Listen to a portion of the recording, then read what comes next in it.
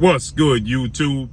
It's your boy, Blue Blood Sports TV, back at y'all with another one. So, I see a lot of people are reporting and upset that undefeated 3-division world champion, former junior welterweight undisputed world champion, now the reigning undisputed welterweight world champion, who is widely acknowledged and recognized as the #1 best pound-for-pound fighter in the world in Terence Bud Crawford, who is 40 wins, no losses, no draw, 31 big wins by way of knockout, 35 years of age, 5'8" with a 74-inch arm reach. I see many people are not happy with the reports and the quote-unquote decision Terence Crawford is making, coming off of the heels of his biggest win of his career, the most lucrative fight of his career, and the marquee win of his career over now former unified 3-belt WBA, WBC, IBF welterweight world champion, superstar boxer Earl the True Spence Jr., who is now 28 wins, 1 loss, no draw, 22 big wins by way of knockout. He is 33 years of age, 5'9.5" with a 72-inch arm reach. They fought in their highly anticipated mega showdown, a fight that was anticipated for the last decade, the biggest fight in the last decade, the most competitive fight on paper in the last 40 years between the two. And the fight itself just didn't live up to the billing. It was entertaining, but it was one-sided. It wasn't competitive, okay? And now, going into that fight, they had an agreement in a contract where the loser has 30 working business days to activate the rematch clause. The winner has the right to choose what weight class the rematch is at and is going to get a bigger share of the split. And now Terence Crawford has the right to choose the weight class that Errol Spence activated the rematch clause. He has the right to choose what weight class the fight takes place in. And now people are not happy that the reports are coming out that Terence Crawford reportedly is offering Errol Spence the rematch at welterweight, 147. It was widely expected, okay, that the rematch would take place at junior middleweight, 154. Errol Spence, after the fight, says, hopefully, after this loss that he suffered, I can have the rematch in December at 154. And Terence Crawford initially stated in the post-fight press conference, I'm in the hurt business, so I have no problem going to 154. Well, these reports came out that Terence Crawford is offering him to fight at 147. And if he goes to 154, he wants to get paid more money to fight Errol Spence in a rematch at 154.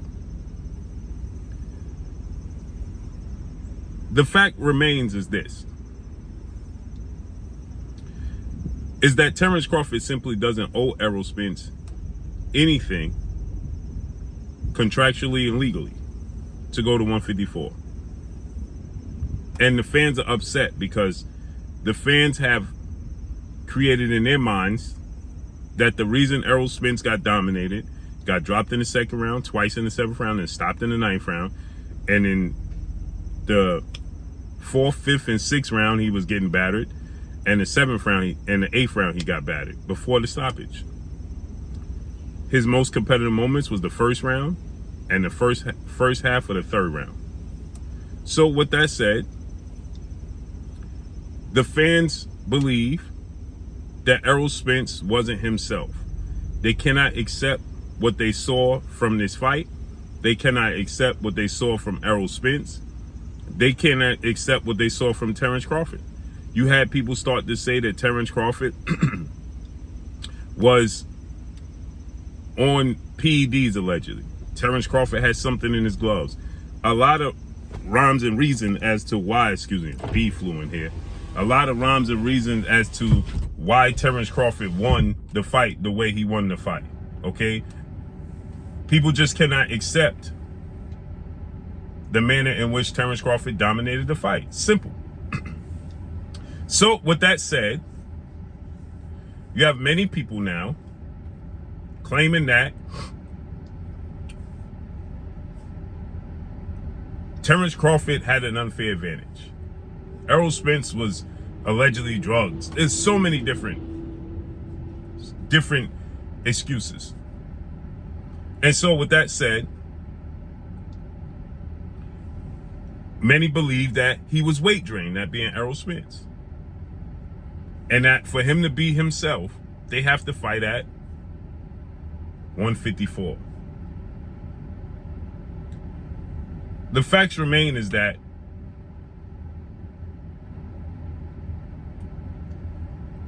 you believe this fight should take place at 154 because you're speculating, you're assuming, and you believe Errol Spence's potential at 154 is going to be better. There's no proof to back that up. There's no evidence to back that up.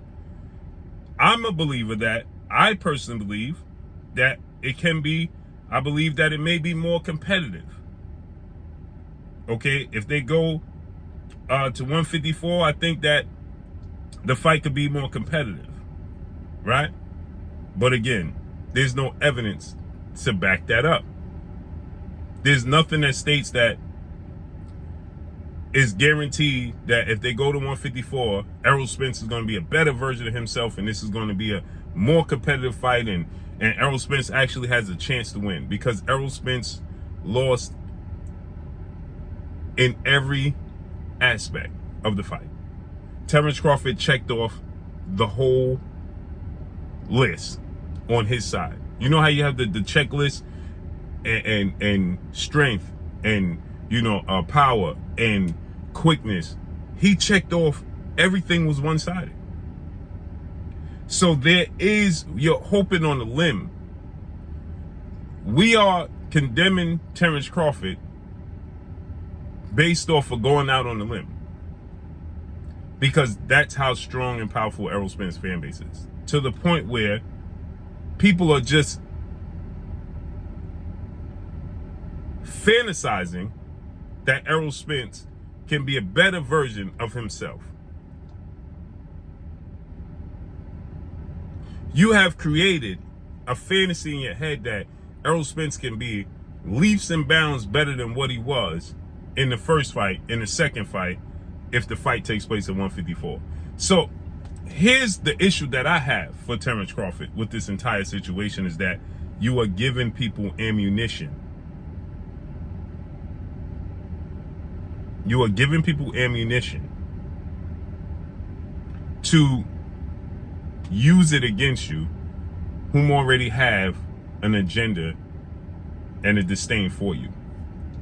Because now people are going to say, this is confirmation that Terence Crawford knew that Errol Spence was weight drained. That's why he don't want to go to 154, which is completely untrue. But that's what people have fantasized now. They already created this narrative in their head. The truth of the matter is, Terence Crawford is well in his right to choose to fight at 147 if he feels like he don't want to go to 154.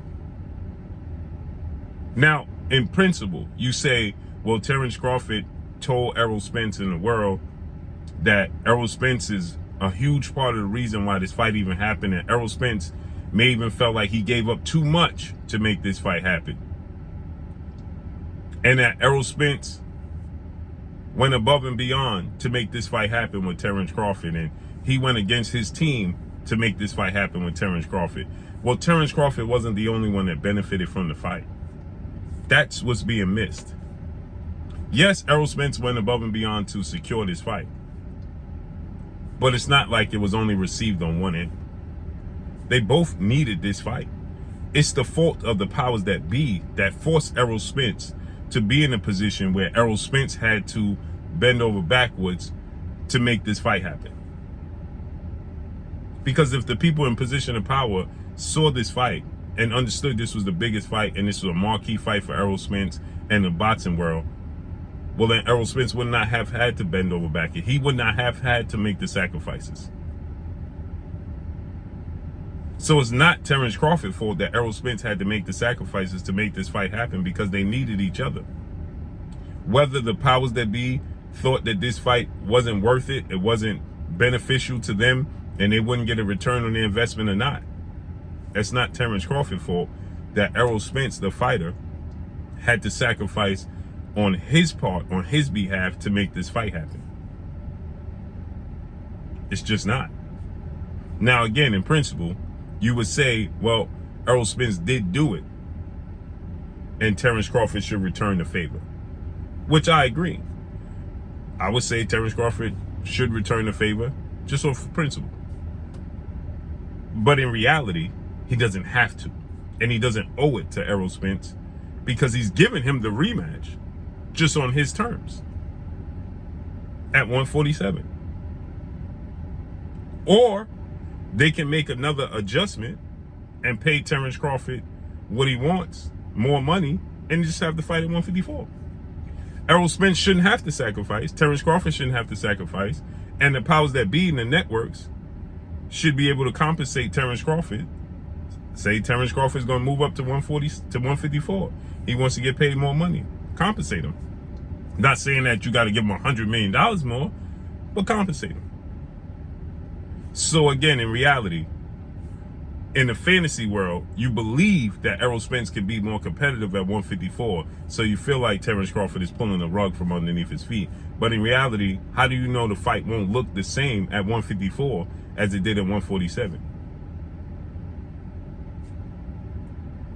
Something we have to think about. So let's see how this all unfolds and plays out. But that's all I got for y'all. Make sure you hit the like button. Drop a comment in the comment section. Let me know what y'all think.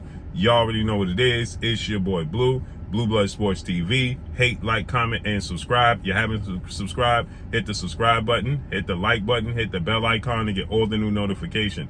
Follow me on Instagram at Blue Blood Sports TV, all one word. Y'all already know what it is. Shout out to the entire LDBC. Shout out to Black Media Row. Make sure you like and share these videos. That's all I got for y'all. Peace.